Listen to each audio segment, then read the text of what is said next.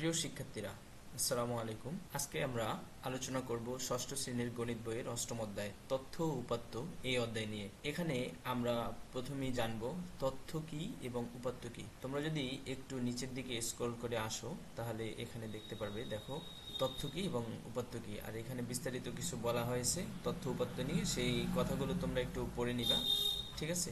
এখন আমরা দেখতেছি, এখানে দেখো তথ্য এটা কি। আমরা সাধারণত এখানে অনেক কিছু বিস্তারিত লেখা আছে, আমরা সংক্ষেপে মনে রাখবো তথ্য হচ্ছে কোনো বিষয় সম্পর্কিত জ্ঞান। এটা যে কোনো বিষয়ে সম্পর্কিত হতে পারে। এখন কোনো বিষয়ের জ্ঞান মানে সেটা তথ্য। তো এখানে পড়ে দেখতে পারো, আমরা বিভিন্ন তথ্যের সম্মুখীন হই, ব্যাপক ব্যবহারও দেখা যায়। শ্রেণীকক্ষে হাজিরা রাখেন। এছাড়াও তোমরা কোথাও যদি যাও তাহলে দেখা যায় খেলাধুলার ক্ষেত্রে তোমাদের নাম লিপিবদ্ধ করার প্রয়োজন হয়, নাম লিখে রাখে, এভাবে নাম লিখো। তোমরা অবশ্য বাসা বাড়িতে বিভিন্ন খেলার সময় নাম লিখো, চোর পুলিশ খেলা অথবা বিভিন্ন খেলা, এগুলোর ক্ষেত্রে দেখবা নাম লিখে। তো এরকমই। তো এই যে একটা ধারণা, তোমাদের কোনো বিষয়ের ধারণা, যেটা আমরা সংক্ষেপে তথ্য বলি, তাহলে আমরা বুঝতে পারলাম যে তথ্য বলতে বোঝায় যে কোনো বিষয় সম্পর্কিত একটা ধারণা। এখন তুমি যদি সে বিষয়টা সম্পর্কে জানো তাহলে সেটা তথ্য। এইটাই হচ্ছে কথা। মনে থাকবে আশা করছি। একদম সংক্ষেপে আমি বলে দিলাম তথ্য কি। আচ্ছা, আমরা এখন দেখব উপাত্ত কি। উপাত্ত হচ্ছে, দেখো আমরা যে তথ্যগুলা পাইলাম, ধরো এই এক জায়গায় তোমাদের পরিবারের কয়েকজন লোক গেলা। এখন কেউ জিজ্ঞাসা করলো, আচ্ছা তোমার নাম কি, জিজ্ঞাসা করলো, তুমি তোমার নামটা বললা। এরপরে জিজ্ঞাসা করলো যে তোমার বয়স কত, জিজ্ঞাসা করলো, বললা। এরপরে তুমি কোন শ্রেণীতে পড়ো, বললা ষষ্ঠ শ্রেণীতে পড়ি। এরপরে আরো কিছু জিজ্ঞাসা করলো, যেমন তোমার পরিবারের সদস্য সংখ্যা কত, এইগুলো। এখন এইগুলো যে তুমি বললা, এটা এক একটা হচ্ছে তথ্য। এখন সেটা যখন তুমি একটা কাগজে কলমে লিখে রাখবা অথবা কোনো জায়গাতে লিখে রাখবা, সেটা হয়ে যাবে উপাত্ত। আচ্ছা দেখো, এখানে তোমাদের বইয়ে কি দেয়া আছে, তথ্য সূচক একটি, দেখো পরিসংখ্যানে বর্ণিত। তো পরিসংখ্যান বলতে আমরা বুঝি যে অঙ্ক দ্বারা লিখিত, ঠিক আছে? পরিসংখ্যান বলতে বুঝি অঙ্ক দ্বারা লিখিত। আমরা কখনো কখনো পরিসংখ্যান হয় না, যেমন জনসংখ্যা পরিসংখ্যান, এটা হয় জনসংখ্যা।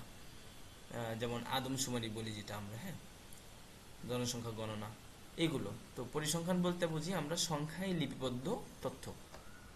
মনে থাকবে। তো এইগুলো হচ্ছে দেখো পরিসংখ্যানের উপাত্ত।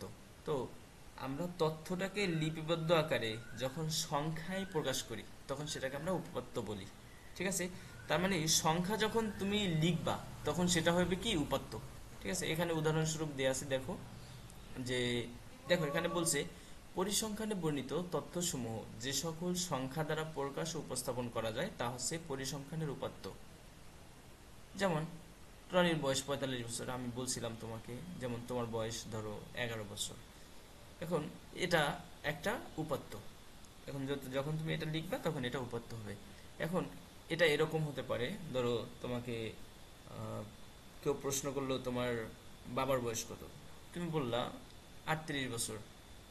এবার জিজ্ঞাসা করলো তোমার বয়স কত, তুমি বললা তোমার বয়স 11 বছর। এরপরে জিজ্ঞাসা করলো তোমার বড় ভাই আছে, তার বয়স কত, তুমি বললা 14 বছর। এরপরে কেউ জিজ্ঞাসা করলো তোমার বড় এক আপু আছে, তার বয়স কত, তুমি বললা 16 বছর। এই যে তথ্যগুলো দিলা, এখন প্রথমে বললা কারটা, বাবারটা। বাবারটা বলছো বেশি। এরপরে বলছো কারটা, তোমারটা। তোমারটা বলছো কম। এরপরে বলছো তোমার বড় ভাইয়েরটা, তোমার বড় ভাইয়েরটা বলছো বেশি। তার মানে দেখো, বেশি বলছো, কম বলছো, আবার বেশি বলছো। এটা কি সাজানো? সাজানো না। তো যখন আমরা এইভাবে কোনো তথ্য লেখার পর সেটা উপাত্ত হয়ে যায়, এই উপাত্তগুলো সাজানো থাকে না, বড় ছোট, আবার বড় আবার ছোট, এরকম থাকে। সেটাকে আমরা সাজানো নাই, যেটার শুদ্ধ বাংলায় হচ্ছে অবিন্যস্ত। মনে থাকবে, যেটা সুন্দর করে সাজানো থাকবে না সেটাকে আমরা বলবো অবিন্যস্ত উপাত্ত।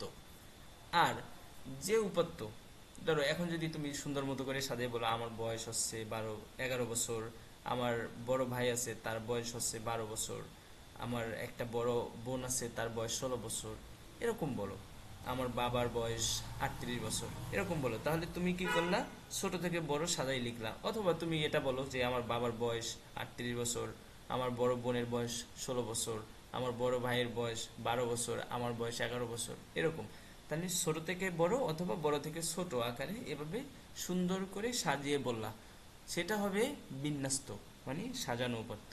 মনে থাকবে? তাহলে আমরা উপাত্ত পাইলাম কয় ধরনের? দুই ধরনের। একটা হচ্ছে বিন্যস্ত উপাত্ত, আর একটা হচ্ছে কি অবিন্যস্ত উপাত্ত। আশা করছি মনে থাকবে। এখন আমরা একটা উদাহরণ দিয়ে অঙ্ক করি, ঠিক আছে?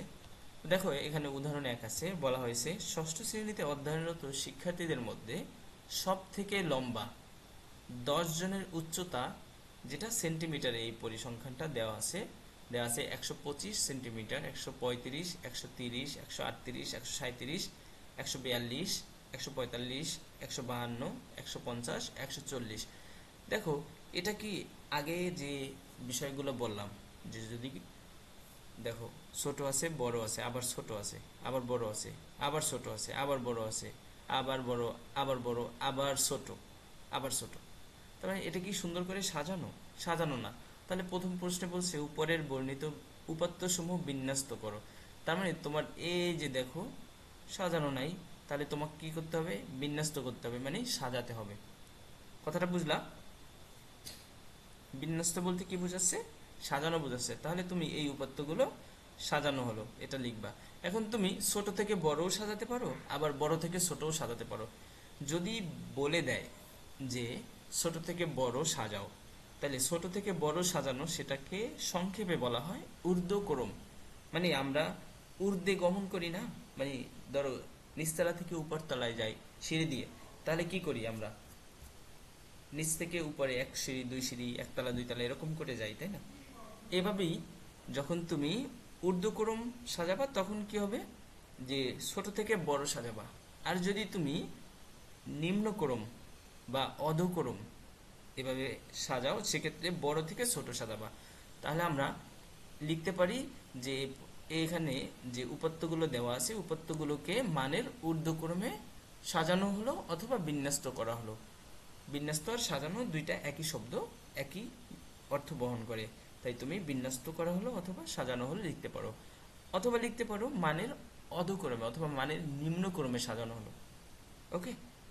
যদি অধক্রম লেখো তাহলে বড় থেকে ছোট সাজাবে, ঠিক এখানে যেভাবে সাজানো হয়েছে তার বিপরীতে। আর যদি ঊর্ধ্বক্রম লেখো তাহলে ছোট থেকে বড় সাজাবা। ঠিক আছে?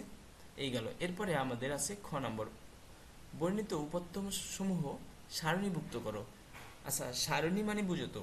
আমরা তোমরা বাংলা বুঝতে একটু অসুবিধা হতে পারে কিছু শব্দ, কারণ সেই শব্দগুলো আমরা আসলে বাংলায় ব্যবহারে ওরকম আমরা অভ্যস্ত নই। সেই শব্দগুলো আমরা দেখা যায় ইংরেজি ব্যবহারে অভ্যস্ত।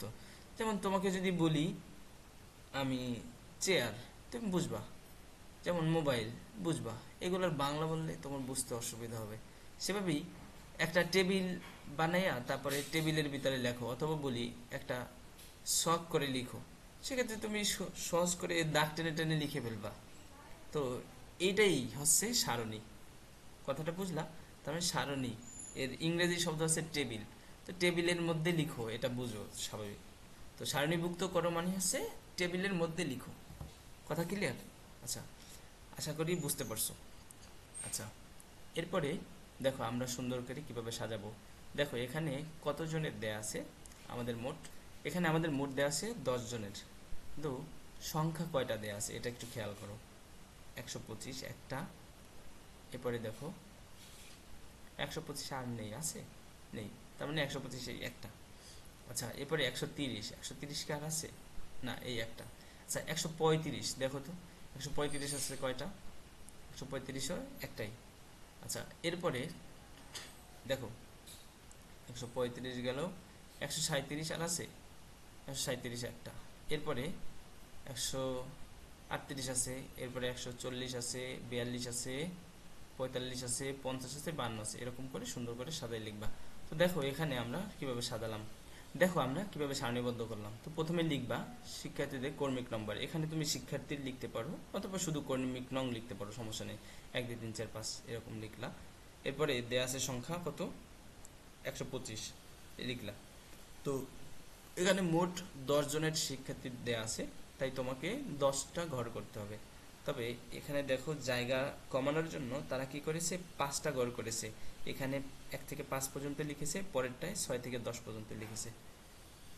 তাই তোমরা যাতে সন্দেহাতীত না হও, আমি তোমাদের সুবিধার জন্য একটু লাইন ড্র করে দেই। তার মানে এই জায়গা থেকে খেয়াল করো, এই জায়গা থেকে নিচের অংশ এটুকু আলাদা। তার মানে তোমরা এই জায়গাটা আমি একটু বোল্ড করে রাখলাম, এবার দিলাম যাতে তোমরা বুঝতে পারো। তার মানে আমরা যদি এইটুকু বাদ দিই, মানে এইটুকু, তার মানে এই বামের অংশটা উপরে আর ডানের অংশটা নিচে দিয়ে তুমি করতে পারো। তো বইয়ে কি করেছে, তোমাদের জায়গা সংকুলনের জন্য এভাবে দিয়ে দিছে, ঠিক আছে। তা আমি দাগটা মুছে ফেললাম। ওকে, এখন দেখো আমরা এখানে যেটা আছে সেটা একটু দেখি। তো আমাদের এখানে 1 নম্বরে দেওয়া আছে 125, 125 লিখলাম 130। তবে আমরা যেহেতু এখানে সুন্দর করে সাজাই নিছি, আমরা এটাই এভাবে বেশি করে সাজাই লিখবো। 2-এ 130, তারপরে 3-এ 135, তারপরে 4-এ আছে 137, তারপরে 5-এ আছে 138, তারপরে 6 নম্বরে 140, তারপরে 7 নম্বরে 142, এরপরে আছে 8 নম্বরে 145, এরপরে 9 নম্বরে 150 এবং 10 নম্বরে 152।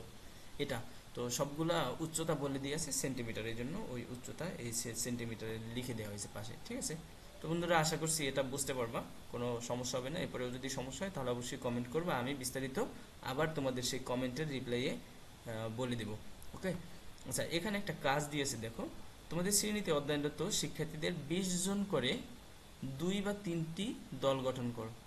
তো এখন 20 জন করে দল গঠন করতে হলে তোমার মোট স্টুডেন্ট সংখ্যা, মানে শিক্ষার্থীর সংখ্যা, মোট শিক্ষার্থীর সংখ্যা ধরো 40 জন অথবা 60 জন লাগবে। যদি 2টা গঠন করো তাহলে 40 জন, আর যদি 3টা গঠন করো তাহলে 60 জন লাগবে। তো 60 জন করে ঠিক এখানে যে ছকটা দেয়া আছে দেখো, সারণী আকারে যেটা দেয়া আছে, ঠিক একই রকম সারণী আকারে উপস্থাপন করবা। সেখানে এখানে গড় হচ্ছে 10টা, তোমার সেখানে গড় হবে কয়টা, 20টা, কারণ তুমি নিবা কত, 20 জনেরটা, ঠিক আছে। আচ্ছা এরপরে বলছে যে তুমি যে তথ্যটা 20 জনেরটা নিবা, এই 20 জনেরটা বলছে প্রথমে লিখবা আর কি, হ্যাঁ। আচ্ছা এখানে দেখো কাজ দিয়েছে একটা, তোমাদের শ্রেণীতে অধ্যয়নরত শিক্ষার্থীদের 20 জন করে নিয়ে 2 বা 3টি দল গঠন করে তারা যে গণিতে প্রাপ্ত নম্বর সংগ্রহ করবা এবং বিন্যস্ত করবা।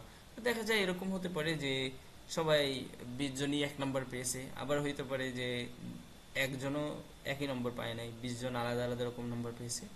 তো যেভাবে পেয়েছে তুমি কি করবা, 1 থেকে 20 জন এভাবে লিখবা। যে মনে করো প্রথম জন পেয়েছে কত, ধরো 40, তারপরের জন 45, তারপরের জন 48, এভাবে করে 20 জনেরটা লিখবা। লেখার পর এখন বলছে বিন্যস্ত করো, তার মানে সাজাই লেখো, মানে ছোট থেকে বড় অথবা বড় থেকে ছোট সাজাই লিখবা, ঠিক আছে। আশা করি 1 নম্বরটা বুঝতে পারছো। এরপরে বলছে 2 নম্বরে বিন্যস্ত উপাত্ত সারিবদ্ধ করো। এখন তুমি যে এই যে লিখছো 20 জনেরটা সাজাই লিখছো, এরপরে কি করবা, এরকম একটা সারণী তৈরি করবা। সারণী তৈরি করে সেখানে 10 জন বাম পাশে আর 10 জন ডান পাশে, এটা লিখে মোট 20 জনেরটা লিখে ফেলবা, ঠিক আছে। আশা করছি বুঝতে পারছো এখানে যে কাজ দেওয়া আছে এটা। তারপরে যদি না বুঝতে পারো অবশ্যই কমেন্ট করবা, আমি এটার রিপ্লাই ভিডিও করব, সেখানে রিপ্লাই ভিডিওতে তোমাদের এটা বিষয়টা বুঝাই দেব। ওকে, আচ্ছা এরপরে উদাহরণ 2 দেখো, কোন ক্রিকেট খেলার দলের 5 জন বোলারের বল করার পরিসংখ্যান সারণীভুক্ত করে নিচে দিয়ে দিছে। তবে তোমরা তো ক্রিকেট সম্পর্কে ভালোই ধারণা আছে তাই না সবার, তো আমরা জানি কোথায় কি শট দেয় এটা সম্পর্কেও ধারণা আছে। তো যাই হোক, এখানে একটা তথ্য দিয়েছে, সেই তথ্য অনুযায়ী আমাদের কিছু অঙ্ক করতে হবে। তো এখানে দেওয়া আছে সাকিব, মাশরাফি, রাজ্জাক, আশরাফুল, মনি। তো যাই হোক, এখানে দেখো কয়েকজনের নাম দেয়া আছে এবং কর্মিক নম্বর দেয়া আছে। তো এখানে তোমরা হয়তো সবাইকে চিনবা না, সাকিব, মাশরাফি, আশরাফুল এদের চিনতে পারো। রাজ্জাককে চিনবা না, আগের বলার ছিল, এই ভালো বল করতে, স্পিন বল, ঠিক আছে। এই তো মনি এও আগের খেলোয়াড়, এই জন্য তোমরা অনেককে চিনতে পারো, নাও চিনতে পারো। তবে সাকিব রে আশা করছি এখন থেকে চিনবা। আর আশরাফুল যদিও এখন ইয়াং, বাট খেলে না এখন, ঠিক আছে, বিভিন্ন কারণে। তো যাই হোক, সাকিব 5 ওভার বল করে একটা একটা মেডেন ওভার দিছে। মেডেন ওভার তো জানো তোমরা তাই না, যে ওভারে কোনো রান হয় না, এটা হচ্ছে মেডেন ওভার। আবার মেডেন উইকেট আছে, হ্যাঁ, মেডেন উইকেট মানে রানও দিবে না, উইকেটও পাবে, এরকম, হ্যাঁ। তো যাই হোক, মেডেন দিছে একটা মেডেন দিয়া 35 রান দিয়া উইকেট পাইছে 2টা, ঠিক আছে। এরপরে দেখো মাশরাফি 5 ওভার বল করে মেডেন দিছে 2টা। এরপরে দেখো রান দিছে 32টা আর উইকেট পাইছে 3টা। এরপরে আছে রাজ্জাক। রাজ্জাক বল করেছিল 4 ওভার বল করে একটা মেডেন দিয়া 40 রান দিয়া 1 উইকেট পাইছে। এরপরে আছে আশরাফুল, 3 ওভার বল করে কোনো মেডেন দিতে পারে নাই, 35টা রান দিছে, কোনো উইকেটও পায় নাই। আর মনি 5 ওভার বল করে 3টাই মেডেন ওভার, বুঝতে পারছো, মানে 3 ওভারে কোনো রান দেয় নাই। আর বাকি যে 2 ওভার 30 রান দিছে, মানে এক একটা ওভারে 15 রান করে দিছে। হ্যাঁ, আচ্ছা, আর উইকেট পাইছে একটা। তো এই হচ্ছে আমাদের যে সারণীর এরপরে নিচের অঙ্কগুলো আমাদের করতে হবে। তো দেখো এখানে বলছে 5জন বোলারের নাম, ওভার, মেডেন ওভার, প্রদত্ত রান, উইকেট প্রাপ্তি। এটা তোমায় এরা কি করতে হবে, দেখো এখানে বলছে সারণীভুক্ত করো। তার মানে তুমি ওই রকম করে সুন্দর করে তালিকা করবা, 5জন বোলারের নাম লিখবা এরকম, তারপরে ওভার, মেডেন ওভার, এরপরে প্রদত্ত রান, উইকেট প্রাপ্তি। তার মানে এখানে সারণীটা মোটামুটি করে দিয়েছে। তো এইটাই একই রকমভাবে তুমি সারণীটা করবা। এরপরে বলছে 5জন ব্যাটসম্যানের নাম, রান, বল মোকাবেলা করার সময়, মোকাবেলা করা সময়কাল। এখন 5জন এই যে বলারের নাম, এই জায়গায় কি করবে, ব্যাটসম্যানের নাম লিখবে। তুমি তোমার পছন্দ মতো বাংলাদেশি 5জন ব্যাটসম্যানের নাম লিখবা, লিখে এই যে সে কয় ওভার বল খেলছে, মানে কয়টা বল, এই দেখো কত রান করেছে, প্রথম লিখবে কি রান সংখ্যা, রান। এরপরে বল মোকাবেলা করা, সে কয়টা বল মোকাবেলা করছে, এটা এই ঘরে লিখবা। এরপরে সময়কাল, সে কতক্ষণ উইকেটে ছিল, ঠিক আছে। তো যাই হোক, এরপরে আরো গড় করতে পারো যে কয়টা 4 মারলো, কয়টা 6 মারলো, এটা যদি চাও করতে পারো, আর না চাইলে এই পর্যন্তই। আচ্ছা, এরপরে দিয়েছে দেখো তোমাদের শ্রেণীর যে কোনো 10 জনের উচ্চতা, যে কোনো 10 জনের উচ্চতা যেভাবে আমাদের এখানে প্রথমে ছিল, ঠিক আছে। আমরা যে 10 জনের হিসাব থেকে এই অঙ্কটা শুরু করলাম, এরপরে সেই অনুযায়ী তুমি 10 জনের উচ্চতা নিবা, ওজন নিবা, গণিতে প্রাপ্ত নম্বরের সংখ্যা এটা নিবা, নেওয়ার পরে এই উপাত্তগুলো লিখবা। লেখার পর সেগুলো কি করবা, সারণীর মধ্যে মানে এভাবে একটা ছক করে সেখানে লিখে ফেলবা। ওকে, আশা করছি তোমরা এই সারণীভুক্ত কীভাবে করতে হবে এটা বুঝতে পারছো। তারপর যদি না বুঝো অবশ্যই কমেন্ট করবা, ঠিক আছে। আমি তো তোমাদের অপেক্ষায় থাকবো, এই কমেন্ট রিপ্লাই ভিডিও করব। ওকে, আচ্ছা, এরপরে আসি গড়। আমরা গড় বলতে সাধারণত বুঝি যে কোনো কিছুকে ভাগ করবা, ভাগ করে দিলেই গড় হয়ে যাবে। তো আমরা ছোটবেলা 3-4-এ গড়ের সূত্র, গড় নির্ণয়ের সূত্র অবশ্যই পরিচিত, তাই না। এই দেখো এখানে দেওয়া আছে, এই গড় নির্ণয়ের সূত্রটা অবশ্যই তোমরা মুখস্থ রাখবা। এই যে প্রথমে যে উপাত্তগুলো দেওয়া থাকবে সেগুলোর সমষ্টি, মানে সেগুলোর যোগফল করবা। যোগফল করার পর সেক্ষেত্রে কি করবা, যে সেখানে কয়টা উপাত্ত দেওয়া আছে সেই সংখ্যা দিয়ে ভাগ করে দিবা, তাহলে আমাদের গড় নির্ণয় হয়ে যাবে। ওকে, আশা করছি বুঝতে পারছো গড় কিভাবে নির্ণয় করবা। তো আমরা এখানে দেখি, মনে করো কোন পরিবারের বছরে 420 কেজি চাল লাগে। আচ্ছা, এটা আবার 420 পড়ো না, হ্যাঁ 420 পড়বা। ওকে, আচ্ছা, প্রতি মাসে যে একই পরিমাণ চাল লাগে এটা আসলে বিষয় না, কোনো মাসে কম বেশি লাগে। যেমন ফেব্রুয়ারি মাসে কেউ চাইলেও অন্য মাসের চেয়ে বেশি খেতে পারবে না, তাই না, কারণ ফেব্রুয়ারি মাস 28 দিনে, মার্চ মাস 31 দিনে, সো মার্চের চেয়ে অবশ্যই ফেব্রুয়ারিতে কম লাগবে, এটা স্বাভাবিক। হ্যাঁ, তো যাই হোক, তো সেটার সঠিক হিসাব আসলে রাখা যায় না, এই জন্য একটা গড় নির্ণয় করা যায়। যেমন তার মোট 12 মাসে লাগছে 420 কেজি, তাহলে প্রতি মাসে কত কেজি লাগে, তো প্রতি মাসে কত কেজি, 12 মাসে তো 1 বছর হয়, তাই না। তাহলে বছরে যদি 420 কেজি লাগে, তাহলে প্রতি মাসে কত লাগবে, 420-কে 12 দ্বারা ভাগ করবা। 420-কে 12 দ্বারা ভাগ করলেই দেখো এখানে একটা সংখ্যা আছে 35, তার মানে আমাদের 35 কেজি প্রতি মাসে প্রয়োজন হয়। আচ্ছা, তো যাই হোক, এভাবে করে গড় নির্ণয় করা সহজ হয়। এখানে একটা উদাহরণ দিয়েছি, উদাহরণ 3 দেখো, 25 নম্বরের প্রতিযোগিতামূলক গণিত পরীক্ষায় 10 জনের প্রাপ্ত নম্বর। এখন 10 জন যে নম্বরটা পেয়েছে, দেখো এরপরে বলছে তাইলে তারা গড়ে কত নম্বর পেয়েছে। সবাই তো আর একরকম নম্বর পায় নাই, তাই না, কম বেশি হয়েছে। তাহলে এখন তাদের গড়ে প্রাপ্ত নম্বর কত, তুমি কি করবে, সুন্দর মতো করে যদি সাজাইতে বলে সাজা, না হলে সরাসরি এই সংখ্যাগুলো লিখে, উপাত্তগুলো লিখে যোগ করে দিবা। এই যে উপাত্তগুলো লিখলাম, উপরে যোগ করলাম, তো যোগ করে লিখবা।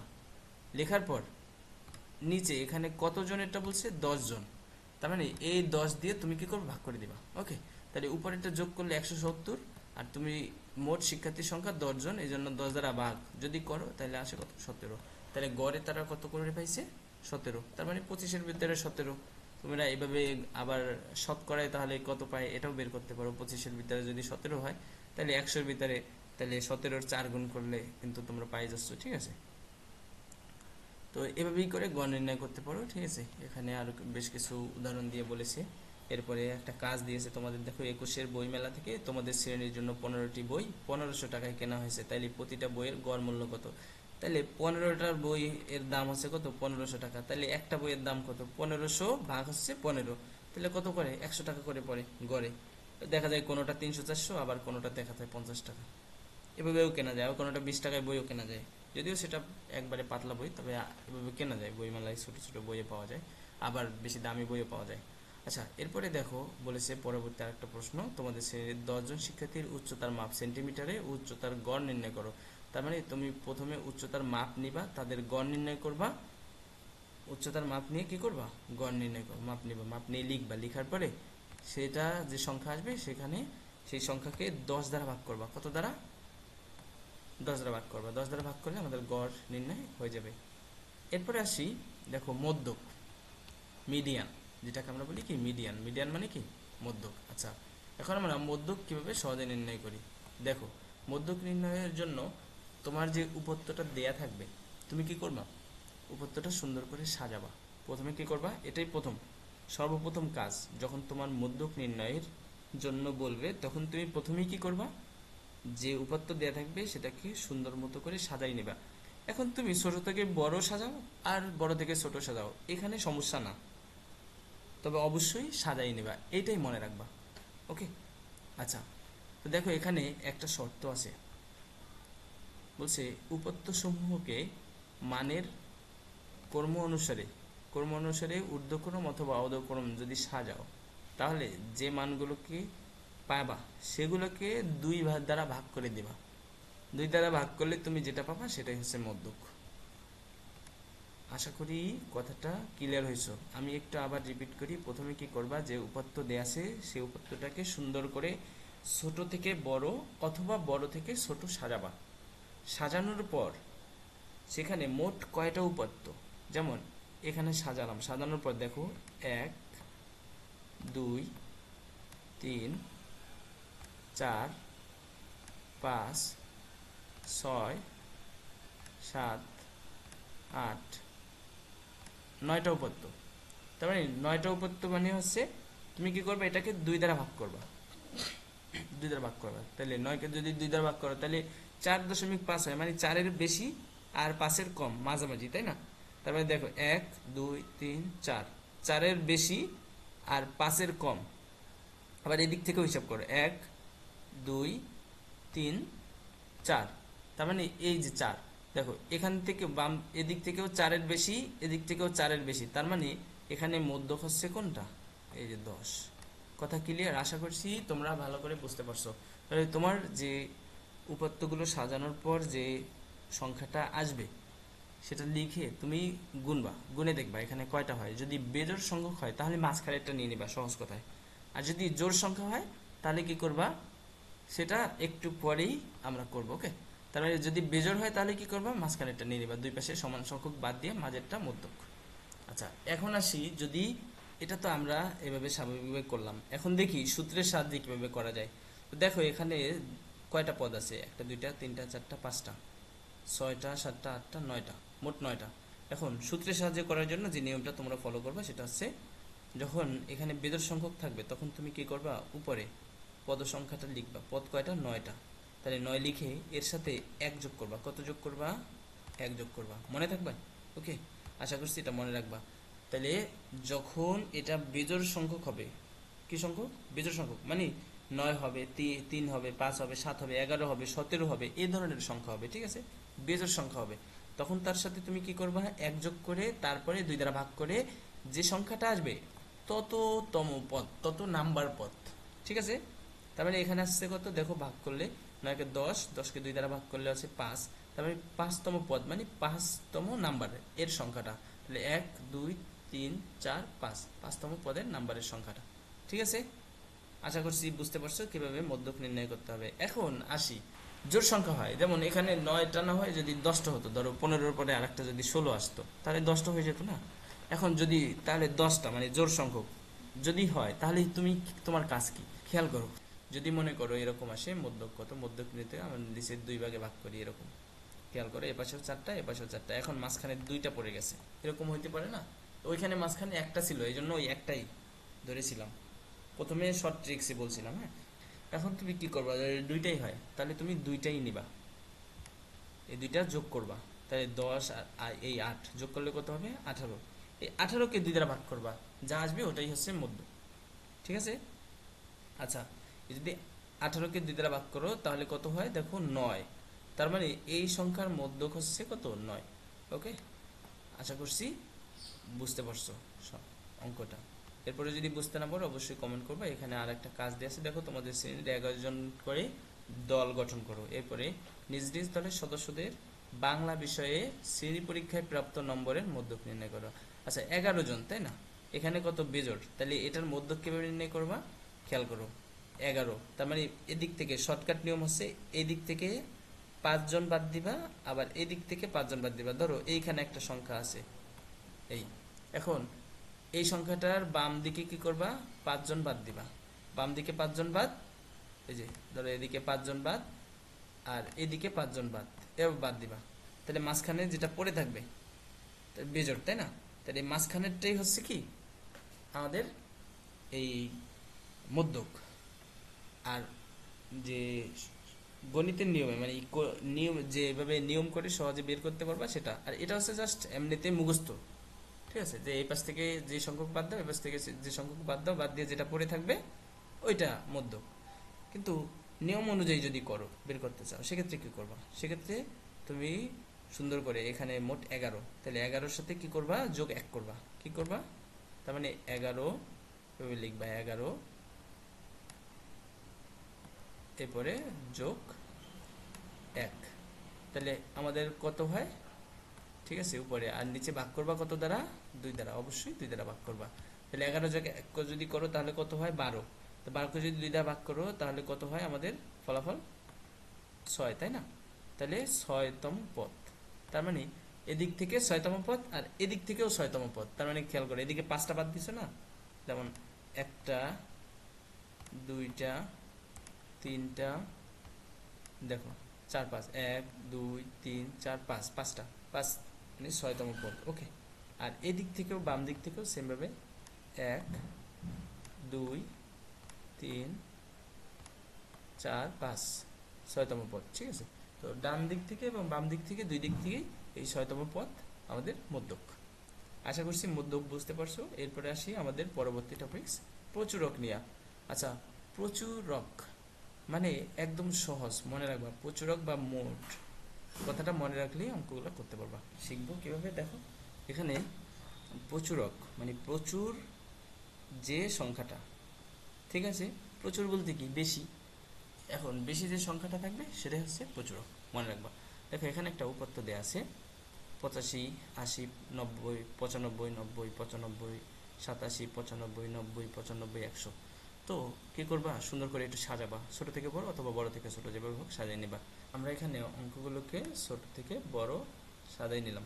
আচ্ছা, ছোট থেকে বড় সাজালাম। তো এখন খেয়াল করো, ছোট থেকে বড় সাজানোর পর 80 একটাই আছে, 85 একটাই আছে, 87 একটাই আছে, 90 আছে 2টা, আর 95 আছে 1 2 3 4টা। তাহলে এখানে সব থেকে বেশি আছে কোনটা, 95। তাহলে এটার প্রচুরক কত, 95।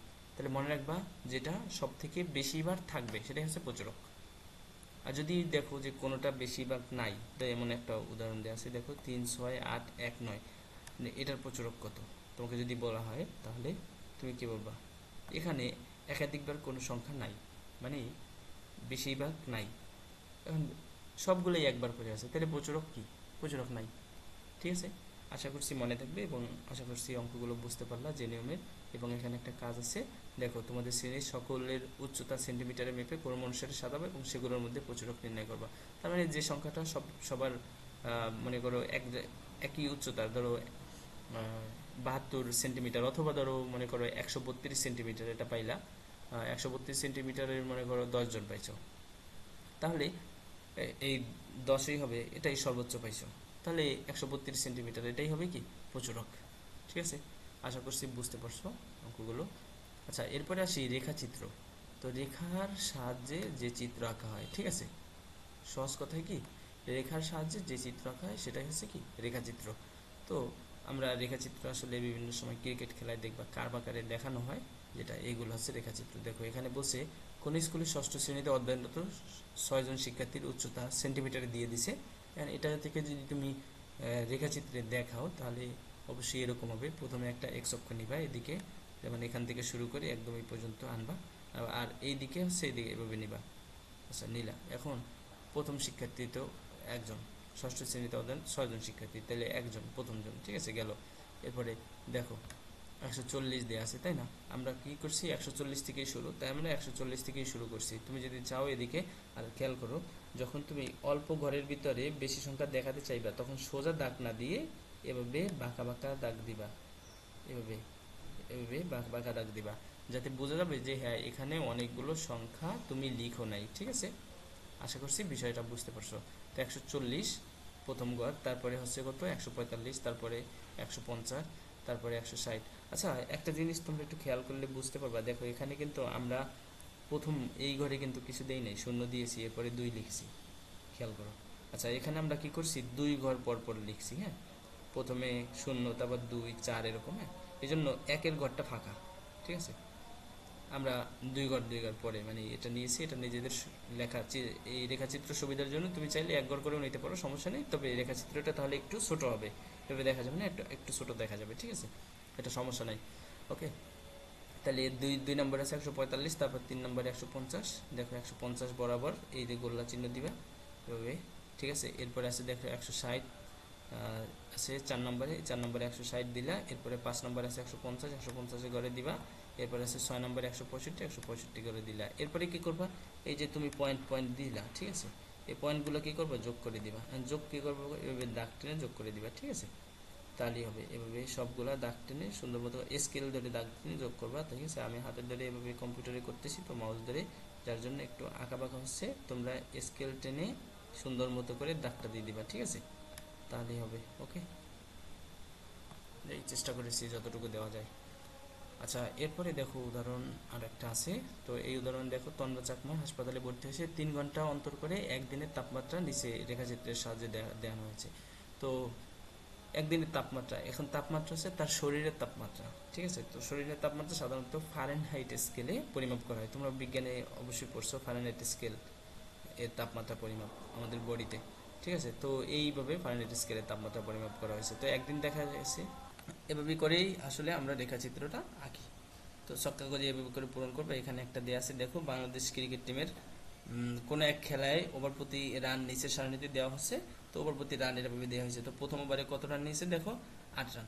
তো এখানে প্রশ্ন দিয়েছে, প্রশ্নগুলোর উত্তর অবশ্যই করতে হবে। দেখো ওভার প্রতি সর্বোচ্চ এবং সর্বনিম্ন রানের পার্থক্য, তাহলে ওভার প্রতি সর্বোচ্চ রান কত নিয়েছিল দেখো, সর্বোচ্চ 12 রান, আর সর্বনিম্ন রান ছিল 0 রান। তাহলে সর্বোচ্চ আর সর্বনিম্ন রানের পার্থক্য মানে বিয়োগফল, ঠিক আছে। পার্থক্য মানে কি বিয়োগফল, তাহলে 12 থেকে 0 বিয়োগ করবা কত হয় 12ই, তার মানে পার্থক্য। আচ্ছা এরপরে বলছে খ নম্বর, ওভার প্রতি রানকে ক্রম অনুসারে সাজিয়ে রানের গড় নির্ণয় করো। তাহলে ক্রম অনুসারে সাজাইতে বলছে, তার মানে ছোট থেকে বড় সাজাবা অথবা বড় থেকে ছোট সাজাবা, যদি যেভাবে সাজাও লিখে দিবা যে ছোট থেকে বড় অথবা বড় থেকে ছোট সাজিয়ে পাই, ঊর্ধ্বক্রম বা নিম্নক্রমে, ঠিক আছে। তো রানকে ঊর্ধ্বক্রমে সাজিয়ে পাই। তো যেহেতু প্রথম রান 0, প্রথমে একবারে 0 রান আছে, তাই 0, এবার 4, 5, 6, 6, 7, 8, 8, 10, 12 এরকম, হ্যাঁ। তাহলে মোট রান সাজিয়ে রানের গড় নির্ণয় করো। তাহলে আমাদের গড় নির্ণয় করতে হলে অবশ্যই সাজাই করে তারপরে কি করতে হবে, আমাদের মোট রানটা বের করতে হবে। তাহলে মোট যোগ করে আমরা পাইলাম হচ্ছে 66 রান। তাহলে গড় নির্ণয় করবে, এখানে কত ওভার খেলছে দেখো 10 ওভার, তাই না। তাহলে 10 দিয়ে ভাগ করবা, তাহলে 6.66 এরকম, তাই না। আমাদের গড় দেখো আমাদের বের করে ফেললাম, আমরা মনে মনে বের করলাম। তো 66কে 10 দ্বারা ভাগ করলে 6.6, মানে হচ্ছে 10 শূন্য দ্বারা যদি ভাগ করো, মানে একের পরে যতগুলো শূন্য দ্বারা ভাগ করবা তত এক ঘর আগে দশমিক হবে, ঠিক আছে। একটা শূন্য দ্বারা ভাগ করলে এক ঘর আগে, দুইটা শূন্য দ্বারা ভাগ করলে 2 ঘর আগে, এরকম, হ্যাঁ। আচ্ছা তো এরাই দেখাইতে বলছে ছক্কা গজে। আচ্ছা ছক্কা গজে